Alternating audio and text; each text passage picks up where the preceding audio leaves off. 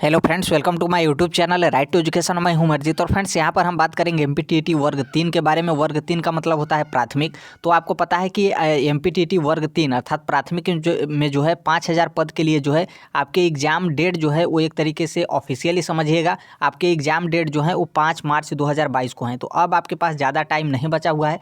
लगभग मान लीजिए जनवरी, फरवरी और मार्च, लगभग 2 महीने से भी आपके पास कम टाइम जो है वो बचे हुए हैं, क्योंकि आपका 4 जनवरी आज है, फिर जनवरी के बाद फरवरी, फिर मार्च के स्टार्टिंग में जो है वो आपका एग्ज़ाम है। तो यहाँ पर जो है इसके बारे में, एग्ज़ाम डेट के बारे में थोड़ा सा हम डिस्कस करेंगे और कट ऑफ के बारे में डिस्कस करेंगे, क्योंकि आपको पता है कि एमपीटीईटी वर्ग 3 का जो एग्ज़ाम है ये 10-11 साल के बाद हो रहा है। तो इसमें कट ऑफ जो है वो कितना जा सकता है उसके बारे में जो है हम डिस्कस करेंगे, और टोटल कितने फॉर्म भरे गए हैं यहाँ पर भी जो है हम देखेंगे। और ख़ास करके जो अदर स्टेट से फॉर्म भरे हैं उनका नंबर जो है वो कितने नंबर पाएंगे, मतलब लाएंगे कितने नंबर, ताकि वो जो है वो सेफ हों। क्योंकि आपको पता है कि एमपीटीईटी जो वर्ग 3 के बारे में हम बात कर रहे हैं, इसी के नंबर के बेस पे जो है आप फाइनल सिलेक्शन अर्थात एमपी में प्राथमिक के लिए आप गवर्नमेंट टीचर जो है इसी नंबर के बेस पर जो है वो आप बनेंगे। तो आज है आपका 4 जनवरी और आज का पेपर है। और यहाँ पर बताया गया है कि मध्य प्रदेश प्राथमिक शिक्षक पात्रता परीक्षा जो है ये आपको 5 मार्च को कराई जाएगी। तो यहाँ पर ये जो है थोड़ा सा गड़बड़ाइएगा मत कि यहाँ पर जो दिया है पात्रता परीक्षा, यहाँ पर तो जो एमपीटीईटी वर्ग 3 है ये तो एक तरीके से पात्रता परीक्षा ही हो रहा है, लेकिन इसके बाद जो एमपीटीईटी में गवर्नमेंट टीचर बनते हैं वो इसी के नंबर के बेस पर बनते हैं। हालांकि थोड़ा सा प्रोसेस और थोड़ा सा अलग होता है, क्योंकि आपको फिर से फॉर्म भरना रहता है, वेरिफिकेशन होता है, इस तरीके का होता है। लेकिन कोई इसके बाद जो है वो आपका एग्ज़ाम जो है वो नहीं होता है। तो यहाँ पर जो है एक तरीके से आप कभी कभी न्यूज़पेपर में देखेंगे कि भर्ती परीक्षा दिया रहता है, कभी कभी पात्रता परीक्षा। तो इससे आप बिल्कुल भी टेंशन में जो है वो मत होइएगा। तो आगे हम यहाँ पर देखेंगे, यहाँ पर जो दिया हुआ है कि मध्य प्रदेश प्राथमिक शिक्षक पात्रता परीक्षा वर्ग 3 मध्य प्रदेश टीईटी परीक्षा 2022 के लिए आवेदन की प्रक्रिया जो है समाप्त हो गई है। तो जो भी फॉर्म भर लिए हैं उनके लिए जो है यहाँ पर हम डिस्कस कर रहे हैं। परीक्षा के लिए यहाँ पर जो है 14 से 28 दिसंबर 2021 तक आवेदन मांगे गए थे। ये पहले की बात बताया जा रहा है, आवेदन की बात किया जा रहा है। जिसके बाद जो है रविवार तक उम्मीदवारों को जो है आवेदन में सुधार करने का भी आपको मौका मिला था। और यहाँ पर टोटल फॉर्म की बात कर दें, क्योंकि टोटल कितने फॉर्म भरे हैं ये भी आपको जानना जो है वो ज़रूरी है, क्योंकि इसी के आधार पर जो है वो आपका कंपटीशन टफ या फिर नॉर्मल जो है वो होता है। तो टोटल जो फॉर्म भरे गए थे, टोटल फॉर्म भरे गए हैं वो 9,37,000 जो है वो टोटल आवेदन जो है वो फाइनल रूप से जो है वो आए हैं। मतलब टोटल 9,37,000 ऐसे हैं जिनको परीक्षा देने जो है वो जाना है। यहाँ पर जो बताया गया है कि 2,80,000 जो हैं वो नए आवेदन आए हैं, क्योंकि आपको पता है कि फिर से जो है फॉर्म भरा गया था, क्योंकि ये फॉर्म जो है 2020 में ही भरा गया था, लेकिन फिर से 2021 लास्ट दिसंबर में जो है आपका रीओपन जो है वो हुआ था। जबकि 6,57,000 जो है वो पहले 2020 में जो है वो आवेदन जो है वो किए थे।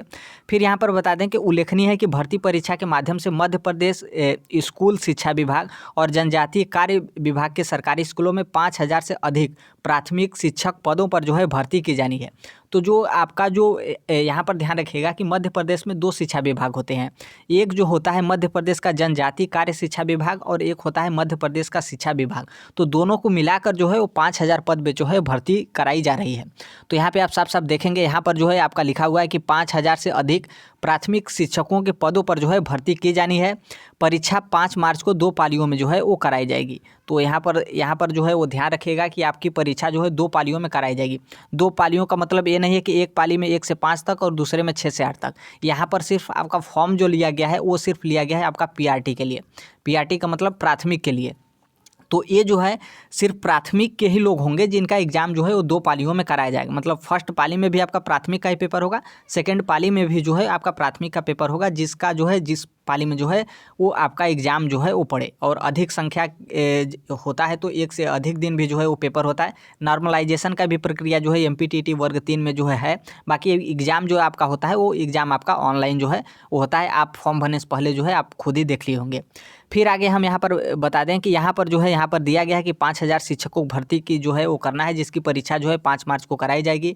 और यहाँ पर टाइम दिया हुआ है कि पहली पाली में 9 से 11 बजे तक और दूसरी 9 से 11:30 बजे तक आपका होगा, और दूसरी पाली जो है आपका 2 से 4:30 बजे तक। मतलब 2.5 घंटे का आपका पेपर जो है वो होगा। बिल्कुल सेम टू सेम सीटेट की तरह जो है इसका भी परीक्षा होता है।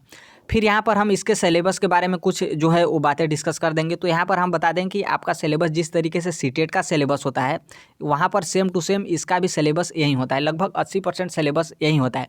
बाकी और यदि हम बात करें जैसे ईवीएस का हो गया, तो ईवीएस में क्या करता है कि जैसे यूपीटीईटी का ईवीएस का होता है, जैसे वन लाइनर में क्वेश्चन दिया रहता है और अधिकतर क्वेश्चन जो है आपके भूगोल से पूछने लगते हैं, कुछ थोड़ा सा स्टेट के इन्वायरमेंट के बारे में पूछने लगते हैं। तो इस तरीके से ईवीएस का होता है। यदि हम एक तरीके से कहें तो आपका लगभग 70 से 80% जो सिलेबस होता है वो सेम टू सेम सीटेट की तरह होता है। बाकी जो 30 से मतलब मान लीजिए 30 या 15, 20, 25 इस तरीके का जो सिलेबस होगा वो थोड़ा सा अलग दे देता है, एक तरीके से यूपीटीईटी की तरह मानिए, लेकिन एमपीटीईटी की तरह जो है थोड़ा सा एमपी के भूगोल के बारे में दे देगा, एमपी के इन्वायरमेंट के बारे में दे देगा, वहाँ के कुछ जो आपके जनजातियाँ हैं या फिर जो वहाँ के कल्चर हैं उसके बारे में दे देगा। तो मान लीजिए ये भी आपको जानना जो है, पढ़ना बहुत ज़रूरी है, क्योंकि आपको पता है कि ये जो 70 से 80% है ये तो सब पढ़ेंगे, बाकी जो 10%, 5% होता है उसी में जो है फेरबदल होता है, और वहीं आपके फाइनल सिलेक्शन का जो है वो प्रोसेस जो होता है उसको वो तय करता है। तो सिलेबस की बात करें तो इसमें भी उसी तरीके से सीडीपी आपके रहेंगे 30 क्वेश्चन, मैथ्स के भी आपके 30 क्वेश्चन रहेंगे, जिसमें आपके मैथ्स भी रहेंगे और पेडागोजी जो है वो रहेंगे, ईवीएस के आपके रहेंगे। फिर उसके बाद जो 2 पेपर होता है वो आपके लैंग्वेज के पेपर जो है वो रहेंगे। तो आप जो है सिलेबस देख सकते हैं, एमपीपीबी की जो ऑफिशियल वेबसाइट है वहाँ से भी डाउनलोड कर सकते हैं। बाकी जो आपका सिलेबस है सरकारी रिजल्ट से भी डाउनलोड कर सकते हैं। इससे भी आसानी है कि आप हमारे टेलीग्राम पे हम शेयर कर दिए हैं सिलेबस जो है, तो वहाँ से भी आप डाउनलोड कर सकते हैं। टेलीग्राम का जो लिंक होगा वो कमेंट बॉक्स में रहेगा। और फिर यहाँ पर हम पासिंग मार्क्स की नंबर की बात करें तो देखिए पासिंग जो नंबर होता है वो जैसे 150 का टोटल नंबर होगा, 150 का आपका पेपर होगा। तो जिस तरीके से सीटेट का होता है 60% और सीटेट में 55% होता है, तो यहाँ पे क्या होता है कि 60 और 50% का होता है। मतलब जो जनरल कैटेगरी के हों या फिर ईडब्ल्यूएस कैटेगरी के हों और जो अदर स्टेट से हैं उनको जो है 150 में आपको 60%, अर्थात जो है आपको 90 नंबर लाना कंपलसरी है। 90 नंबर लाएंगे तभी आप जो है क्वालिफाई माने जाएंगे, और 90 नंबर से कम होगा तो आप क्वालिफाई नहीं माने जाएंगे। बाकी जो मध्य प्रदेश के एससी, एसटी, ओबीसी और कुछ और जो जनजातियां हैं जिनको रिजर्वेशन का प्रोसेस है, तो उनको जो 150 नंबर है इसमें से आपको उनको जो है 50% लाना होगा। बाकी जो जनरल ईडब्ल्यूएस अदर स्टेट से हैं उनको जो है 50% लाना है। बाकी यदि हम यहाँ पर बात करें कि जो मध्य प्रदेश के हैं और या फिर विकलांग हो या दिव्यांग हो या फिर अदर स्टेट के भी जो दिव्यांग हैं उनके लिए जो है रिजर्वेशन का प्रोसेस है, उनको जो है 50% नंबर लाते हैं तो जो है क्वालिफाई होंगे। यहाँ पर थोड़ा सा कन्फ्यूजन ये है कि जो इनकी रूल बुक होती है, रूल बुक गाइडलाइन जो होती है उसमें सिर्फ लिखा है कि दिव्यांग लोगों को भी जो है वो 50% लाएंगे तो जो है पास माने जाएंगे, और उसमें कैटेगरी या फिर जाति जो है कोई डिस्कस नहीं किया गया है। तो वहाँ से एक अनुमान लगा सकते हैं कि जो अदर स्टेट से आते हैं उनको भी शायद जो है वो जो आपकी दिव्यांगता श्रेणी है उसमें जो है आप 50% लाते हैं तो क्वालिफाई माने जाएंगे। लेकिन ध्यान रखिएगा, आप इतना नंबर लाएंगे तो क्वालिफाई तो हो जाएंगे, लेकिन आप जो है वो सिलेक्ट नहीं हो पाएंगे, क्योंकि सिलेक्ट में लाने के लिए आपको इससे भी अधिक नंबर जो है हाई मेरिट में जाना पड़ेगा। आप मेरिट में आएंगे तभी सिलेक्शन होगा, क्योंकि ये जो आपका पासिंग नंबर है, ये नंबर है टोटल 150 का नंबर, इसी 150 के नंबर से जो है आपका फाइनल सिलेक्शन होता है। तो इसलिए जो है आपको अधिक से अधिक नंबर जो है वो स्कोर करना पड़ेगा। बाकी पासिंग मार्क जो है वो हम आपको बता दिए 60% और 50% जो है ये आपका पासिंग मार्क है। यदि आप इतना लाते हैं तो आप क्वालिफाई तो होंगे, लेकिन कोई जो है इसकी वैलिडिटी या फिर कुछ इससे जो है आपको प्रॉफिट जो है वो नहीं मिलने वाला है। और फिर यहाँ पर हम कट ऑफ की बात करते हैं तो देखिए कट ऑफ में 2 तरीके के डाउट हैं। एक डाउट ये है कि बहुत सारे लोग बोलते हैं कि जो अदर स्टेट से आते हैं वो जनरल में काउंट होते हैं, और बहुत सारे लोग ये बोलते हैं कि अदर स्टेट से जो आते हैं उनको सिर्फ 5% रिजर्वेशन जो है वो मिलता है। तो यहाँ पर जो है रूल बुक में ऑफिशियल तरीके से कहीं पर जो है वो डिस्कस नहीं किया गया। बाकी हम बहुत सारे लोगों से पूछे तो उन्होंने बताया कि जो अदर स्टेट से आते हैं उनको 5% जो है वो रिजर्वेशन मिलता है। बाकी कुछ लोग ऐसे भी हैं जो बताते हैं कि उनको जो है जनरल कैटेगरी में जो है वो काउंट किया जाता है। तो यहाँ से आप खुद अपने से जो है वो एक अनुमान लगा लीजिएगा, क्योंकि इसके पहले जो है कोई परीक्षा उस तरीके का एमपीटीटी वर्ग 3 का नहीं हुआ था, 10-11 साल के बाद हो रहा है। यदि पहले हुआ होता तो पता चल जाता कि किस तरीके से जो है वो अदर स्टेट वाले को लेते हैं। तो पहली बार हो रहा है, तो मैं यही कहूँगा कि आप जो 5% है इसको मानकर चलिएगा, ताकि आप इसको मानकर चलेंगे तो आप अधिक नंबर लाने के लिए जो है आप मतलब खुद से सोचेंगे कि हमें जो है अधिक नंबर लाना है। तो यदि हम यहाँ पर एक तरीके से मतलब कट ऑफ की बात करें, क्योंकि पहली बार एग्जाम हो रहा है और इतने सालों के बाद हो रहा है, तो नॉर्मल सी बात है और जाहिर सी बात है कट ऑफ जो है वो बहुत ज़्यादा जाएगा, क्योंकि आपके टोटल पोस्ट जो है वो सिर्फ 5 ही हज़ार हैं। आपके टोटल जो पोस्ट हैं वो 5 ही हज़ार मेंशन किया गया है, और ये जो 5000 पोस्ट हैं ये आपके 2 स्कूल शिक्षा डिपार्टमेंट है, एक आपका जनजातीय शिक्षा विभाग और एक मध्य प्रदेश शिक्षा विभाग। तो इसलिए जो और एक बात और है कि जो एमपी में कोई भी वैकेंसी होती है उसमें जो है ये ओबीसी और जो आपके जनरल हैं इसकी पोस्ट जो है कम आती है। वहाँ पर सबसे ज़्यादा रिजर्वेशन जो है वो SC ST को जो है बहुत ज़्यादा रिजर्वेशन दिया जाता है। और जो यहाँ पर जो ट्राइबल वाला शिक्षा विभाग है, जो जनजातीय शिक्षा विभाग है, इसमें सबसे ज़्यादा सिलेक्शन जो है वो SC और ST का जो है वो होता है। बहुत कम ही OBC और जनरल का जो है होता है। बाकी जो मध्य प्रदेश का शिक्षा विभाग है इसमें भी आपके SC और ST वाले लेंगे, बाकी OBC और जनरल अदर स्टेट वाले भी जो है इसमें थोड़ा सा जो मध्य प्रदेश का शिक्षा विभाग है यहाँ पर आपको संख्या देखने को मिलता है। बाकी जो ट्राइबल वाले होते हैं, जो जनजातीय शिक्षा विभाग है, वहाँ पर जो है उतना पोस्ट जो है वो आपको देखने को नहीं मिलेगा जनरल के लिए और OBC के लिए और अदर स्टेट के लिए। तो इसलिए आपको जो है अधिक नंबर लाना जो है वो ज़रूरी है। यदि अधिक नंबर आप नहीं लाते हैं तो कोई फ़ायदा जो है आपको नहीं होगा। तो यहाँ पर हम एक तरीके से कट ऑफ की बात कर रहे हैं, तो यदि मान लीजिए कि जो अदर स्टेट से आ रहे हैं वो यदि जनरल में काउंट होते हैं तो वो यदि 130 से ऊपर लाएंगे, देखिए ध्यान रखिएगा कि क्योंकि पोस्ट कम है, हम आपको पहले ही कई बार बता रहे हैं कि पोस्ट जो है वो कम है और इतने सालों के बाद जो है वैकेंसी हो रही है, तो आपका जो नंबर कट ऑफ जो है जनरल का जो है इससे ऊपर ही जो है वो आपका जाएगा। बाकी जो OBC से हैं वो थोड़ा सा अपना 10 नंबर कम भी कर सकते हैं, बाकी जो SC और ST से हैं वो भी थोड़ा थोड़ा अपना नंबर जो है वो कम कर सकते हैं। बाकी आपको पता है कि यदि MPTT के नंबर पे ही सिलेक्शन हो रहा है तो आपको इसमें अधिक से अधिक नंबर जो है वो स्कोर करना ज़रूरी है। यदि अधिक से नंबर स्कोर नहीं होता है तो देखिए कोई जो है वो फ़ायदा नहीं होने वाला है। तो हमने पहले ही बता दिया कि यदि अदर स्टेट वाले जो हैं वो जनरल में काउंट होंगे तो 130 से ऊपर नंबर लाते हैं तो ठीक ठाक है, उनका सिलेक्शन लगभग हो जाएगा। यदि जनरल अदर स्टेट वालों को सिर्फ 5% रिजर्वेशन मिलता है तो आप 135 से ऊपर लाएंगे तभी जो है वो सिलेक्शन होगा, क्योंकि 5% यदि काउंट लिए जाएंगे तो आपको पता है कि 5000 में जो है आपके जनजातीय शिक्षा विभाग और उधर के जो आपके डिपार्टमेंट है ट्राइबल वाले, तो ट्राइबल वाले में उतना आपको रिजर्वेशन नहीं मिल पाएगा। बाकी जो स्कूल शिक्षा विभाग है मध्य प्रदेश का जो शिक्षा विभाग है वहाँ पे आपको मिलेगा। तो इसलिए जो टोटल पोस्ट हैं वो आपके टोटल पोस्ट जो है नॉर्मल सी बात है नीचे होंगे, कम होंगे।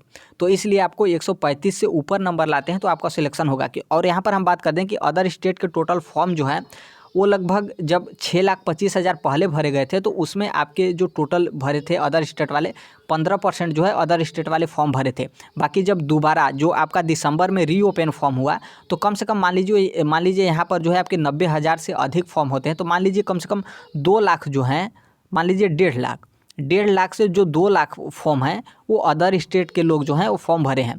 तो इसलिए ध्यान रखिएगा कि अदर स्टेट वाले जो हैं, मान लीजिए एक मोटा हिसाब 2 लाख टोटल जो हैं वो अदर स्टेट वाले फॉर्म भरे हैं। तो इसलिए आप कंपटीशन जो है बहुत ज़्यादा हाई है। तो इसलिए आप जो अदर स्टेट से आ रहे हैं वो जनरल में काउंट हो रहे हैं तो 130 प्लस ला रहे हैं तो सेफ़ हैं।